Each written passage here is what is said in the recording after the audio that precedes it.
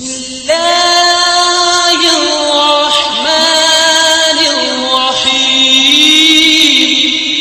إذا زلزلت الأرض زلزالها وأخرجت الأرض أثقالها وقال الإنسان ما لها يومئذ تحدث أخبارها بأن ربك أوحى لها يومئذ يصدر الناس أشتاتا ليروا أعمالهم فمن يعمل مثقال ذرة خيرا يره ومن يعمل مثقال ذرة شرا يره. صدق الله العظيم.